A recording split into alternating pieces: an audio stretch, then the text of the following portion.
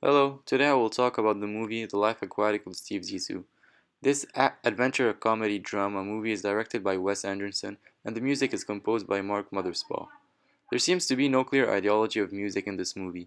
However, it serves as a very important role, functioning in helping the diegetic worlds melting and fusing together, until ultimately it is not clear anymore whether there is an actual diegetic world. So the movie talks about Steve Zissou, a world-famous oceanographer who films documentaries of his adventures aboard his ship the Belafonte. From the start of the movie, it's clear that his better days and films are way behind him. His marriage is tense, and he's out of funding for his next film, and people always make fun of him. The movie opens with Zissou's film being premiered in Italy. In that film, Zissou's best friend Esteban is killed by a creature that Steve calls the jaguar shark. Although the film receives extremely bad reviews and critics, Zissou sets out to complete a second part of that film, one in which he seeks to find the jaguar shark, prove its existence, and kill it. On the same night of the premiere, a young man named Ned Plimpton introduces himself to Steve as being his potential son.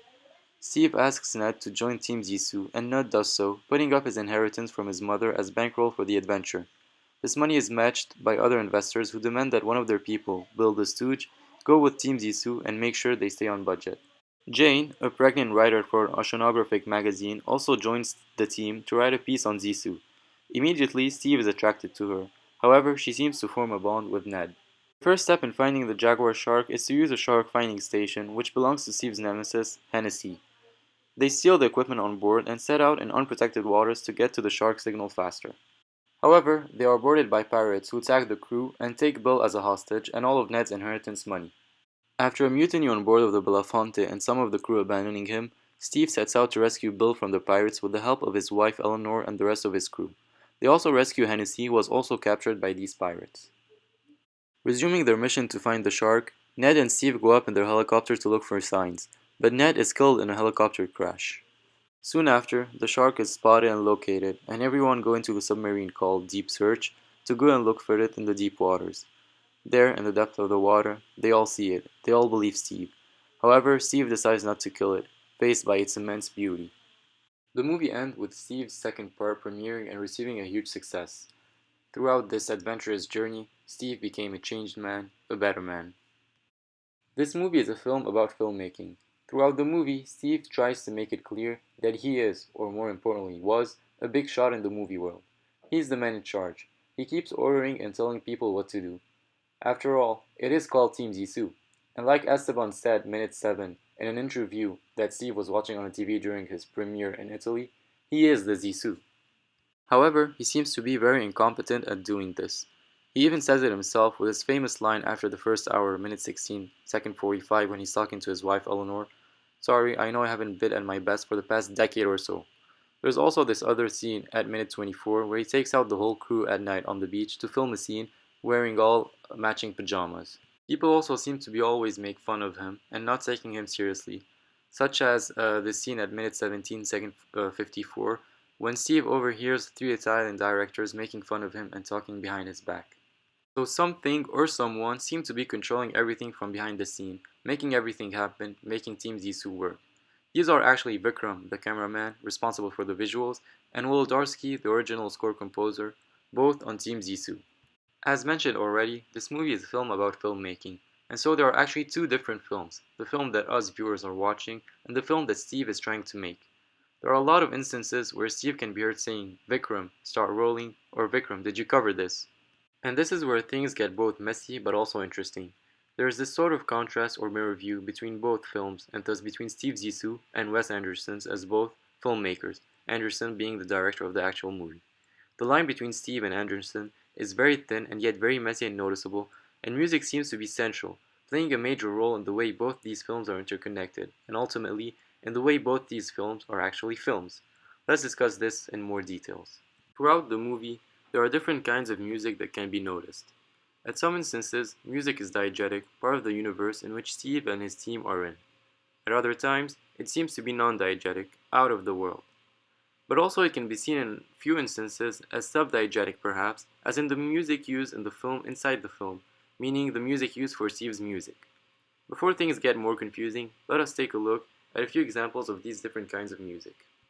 A few instances of where music is diegetic are the scenes where Pele, one of Steve's crew members, can be seen playing the guitar and singing. Examples of these scenes include one at minute 9 second 32, the scene after Steve's film premiere at the after party on board of the Belafonte. Polly can be seen sitting on deck singing Ziggy Stardust.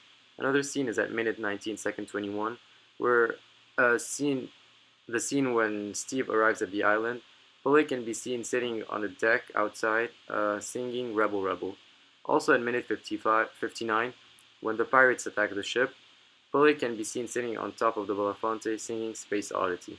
Many other scenes also show Polly singing songs. Weirdly, Polly seems to be kind of off, separated from the rest of the crew. As events are happening around him, he's always there, sitting playing his guitar and singing. That seems to be his only function, as a sound bridge between scenes. Which leads us to wonder, is he actually part of the story, or is he part of telling the story? More odd is the use of songs. All of Pellé's songs are actually David Bowie songs, such as Life on Mars, Space Oddity, and the other ones mentioned previously, but in Portuguese, which kind of establish a connection with Our World being David Bowie songs, and yet they're in Portuguese, making them very strange. We want to connect to them, yet we're not quite able to do so. The second kind of music to see is the non-diegetic one. For example, the scene where Steve is fighting pirates off the boat after the first hour minute 4. In this scene, one can hear Search and Destroy by Iggy and the Stooges, while Steve hilariously takes on an army of pirates in a bathrobe. This scene in general, and choice of music in particular, is so absurd yet so perfect at the same time you can't help but fall in love with it. Like you're going to listen to someone other than Iggy Pop when you're battling pirates. I mean, come on. No one can beat Steve Zissou's level after this scene. This scene feels strange in a way because it looks totally constructed and built. The last kind of music is this sub-diegetic one, the music used and heard in Steve's film. For example, the scene after the first hour minute 25 second 22nd, where the whole team goes on Big Island to rescue the Bond company stooge Bill. As a matter of fact, in this scene, Vikram, the cameraman, can be seen running the whole time with the camera, recording everything that's happening. This is thus part of Steve's movie. The music heard is this sort of electronic pop music, very similar to the one that can be heard at the start of the movie during Steve's first film premiere at minute 5. Weirdly though, this sort of music can be heard in other parts of the movie, like for instance the scene at minute 53, where they all dive underwater looking for a phantom signal which turns out to be a black box from an airplane crash. In this scene too, Vikram is rolling the camera and taping everything. As a matter of fact, in most of the scenes, Vikram is rolling the camera even when attacked by the pirates. Steve asks him, Vikram, what kind of coverage did you get? This scene is at after the first hour, minute 2, second 6. The whole movie then can be seen as Vikram shooting footage and Steve and his team making the movie. And the two films, the real film, the one seen by us viewers, but also Steve's film, the one filmed inside the film, seem to have very similar scores, if not almost the same. This begs us to think, because it feels as if the whole movie we're watching as viewers is actually the film submitted by Steve at the festival at the end of the movie. Wolodarski, by being the original score composer, seemed to have this role of knitting the two films together, of fusing the diegetic worlds together, and all of this is done through music. There are many hints that point to this hypothesis. Among these are some visual effects that occur in Steve's first movie premiere in Italy, such as The Life Aquatic or Part 1 The Jaguar Shark. The same visuals can be seen in the real movie us viewers are watching. For example, at after the first hour, minute 6, second 40, where visuals appear showing mutiny on the Belafonte. Furthermore, like Jane the reporter told Steve in their interview together at minute 28, second 40, that aspects of his movie, the one premiered at the festival in the beginning of the movie, seemed fake, many aspects of the real movie us viewers are watching seem fake as well, such as the visual effects, background visuals, but also many creatures like the sugar crabs, golden barracuda, crane ponyfish, sorry, and also the jaguar shark itself, and the way these creatures are represented. Looking at it this way, the whole movie that we're watching then can be seen as Steve's movie, the one submitted at the festival at the end of the film. And like we said before, the movie gives us a sense that it is constructed, and that many aspects of it are built. It feels like something that Steve Zissou might put into his movies and not Wes Anderson. A perfect example of that would be the scene after the minute 14, second 9, where Steve is introducing to us his boat in this ridiculously detailed fashion. Music then in this movie is trying to make a connection between things that make sense through its soundtrack and its use of David Bowie songs, but also it is knitting different universes together, that of Steve and that of Anderson, until both ultimately become one. As a matter of fact, the very last scene of the movie amplifies this phenomenon, where everyone can be seen walking towards the Belafonte, and the silhouette of Ned can be noticed. In Steve's world, Ned is dead. This shows us the complete union and fusion of these two worlds, as this scene is very different from the whole movie with everyone looking happy and walking towards the Belafonte. For the first time, Vikram is carrying the camera, yet he's not rolling. And Pillay is carrying the guitar, yet he is not playing. The scene is after the first hour, minute 53. This is the ultimate fusion of both universes to create a whole new one. As mentioned at the beginning of the movie, this film works on diegetic worlds, and music manipulates them until, ultimately, diegetic worlds seem to not work anymore. There seems to be no diegetic world, in fact, as the actual events that are happening in the diegetic world, quote unquote, might be inside Steve's movie. Steve stops being a character in the film and becomes Anderson's avatar. Thank you.